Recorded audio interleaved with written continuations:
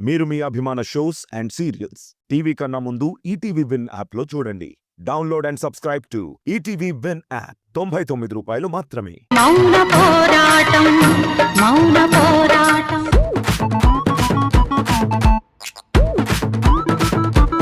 పెద్దమ్మ చరణ్ తప్పుని నిలదీయడానికి వచ్చిందా?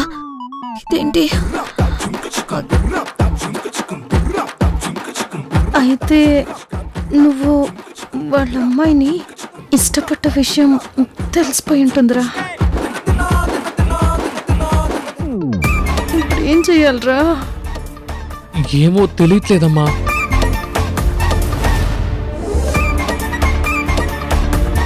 భయపడకండి పార్వతమ్మ గారు, ముందు మీరు కూర్చోండి. అయ్యో పర్లేదు. అరే పర్వాలేదు, కూర్చోండి. చరణ్ నువ్వు కూడా కూర్చో. మేడం. అరే కూర్చో. మీ అబ్బాయి చేసిన పనికి నేను మీ అబ్బాయికి ఎలా థ్యాంక్స్ చెప్పుకోవాలో తెలియడం లేదు.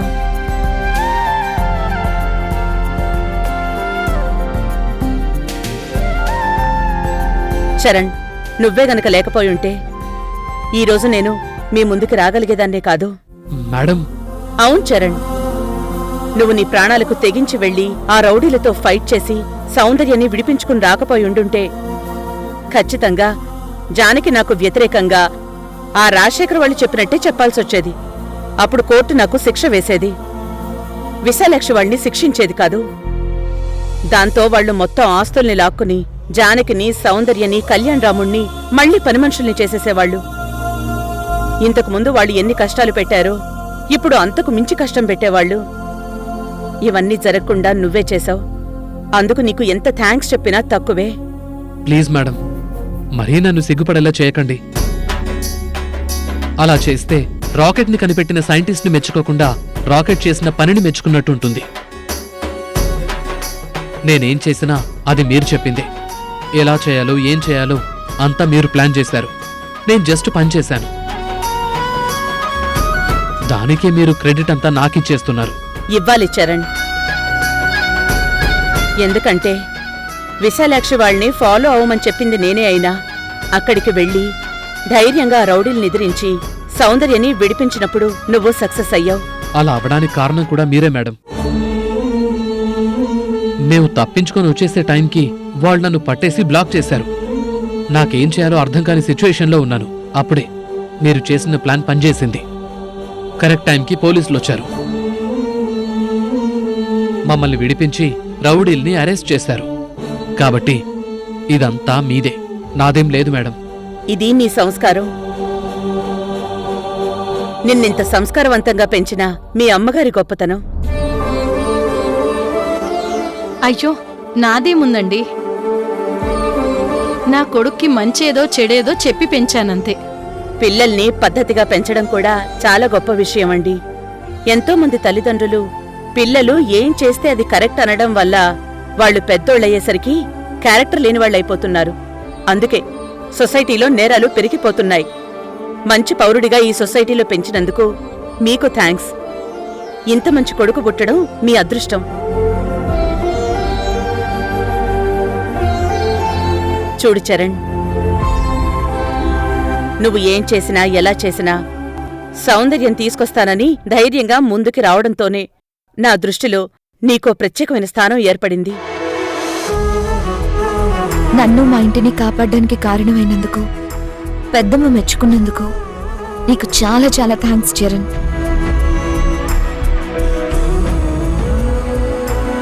చరణ్, నీకు థ్యాంక్స్ చెప్పాలనే వచ్చాం. ఇక మేం బయలుదేరుతాం. అయ్యో అదేంటండి, మేడం. ఫస్ట్ టైం మా ఇంటికి వచ్చారు, కనీసం కాఫీ అయినా. లేదు, మేము ఆఫీస్కి వెళ్ళాలి, చాలా పనులున్నాయి. చరణ్, ఆఫీస్లో కలుద్దాం. అలాగే మేడం.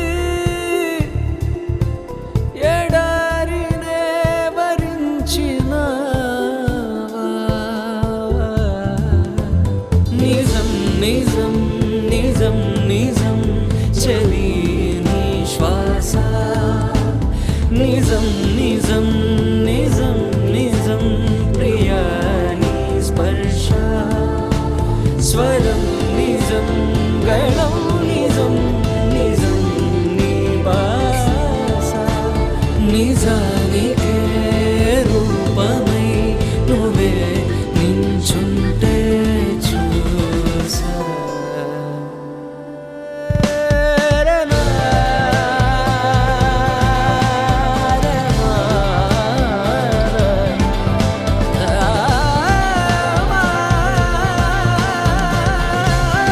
చరణ్, నువ్వు మాతో వస్తావా?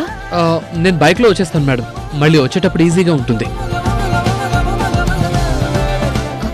పెద్దమ్మా, నా ఫోన్ లోపల మర్చిపోయాను, ఒక్క నిమిషం తీసుకొచ్చేస్తాను.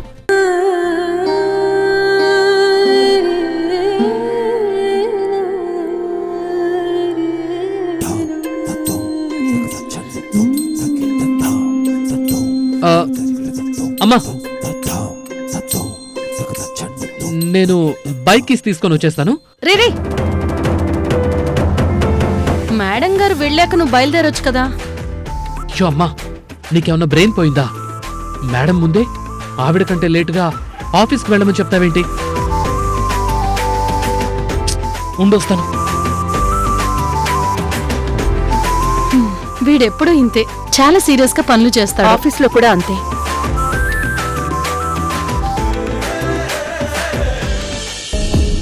ఇప్పుడు చెప్పు, ఏంటి సైగ చేస్తున్నావు? మీకు అర్థం కాలేదు మేడం? ఏం కాదులే, మీకు అర్థం అయింది. అంటే నువ్వేం చెప్పవా ఇప్పుడు? అంటే చెప్పమని అడుగుతున్నారా మేడం? అయ్యో, ఎక్కడ దొరకవయ్యా నువ్వు నాకు? ఏమన్నావు చెప్పమంటే అది తప్ప అన్ని మాట్లాడుతున్నావు. నేను అది తప్ప వేరేదంతా మాట్లాడుతున్నానని మీకు తెలిసిందంటే అదేంటో మీకు తెలిసిపోయిందని కదా అర్థం. ఓకే, నేను బయలుదేరుతాను. Madam madam madam, please please please చెప్తాను. చెప్పు. అది మీ డ్రెస్ చాలా బాగుంది మేడం. ఏంటి, డ్రెస్ బాగుందా? అంటే ఈ డ్రెస్ లో మీరు చాలా బాగున్నారు. అంటే డ్రెస్ వల్లే బాగున్నానా? అయ్యో అది కాదు మేడం, మీరు చాలా బాగున్నారు అని చెప్పాలని. అంతేనా? అంతేనా అంటే అది అంతే కాదు, మిమ్మల్ని ఇలాగే చూస్తూ ఉండాలని, మీతోనే ఉండాలని. ఏంటి? అదే, మీరు చేస్తున్న వర్క్ చూస్తూ ఎప్పటికీ మీ ఆఫీస్లోనే చేస్తూ ఉండాలని. అవునా? బాగుంది నీ ఆశ.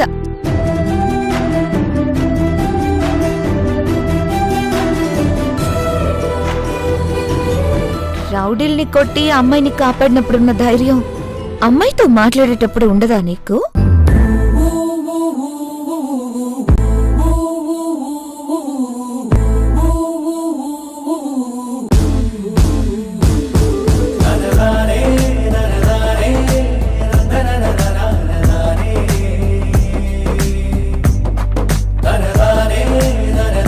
అదిగో వచ్చేశారు.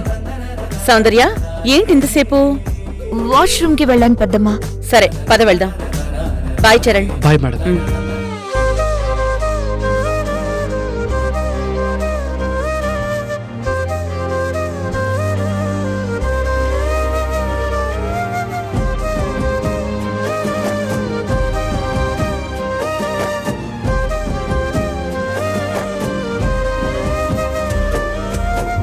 వేల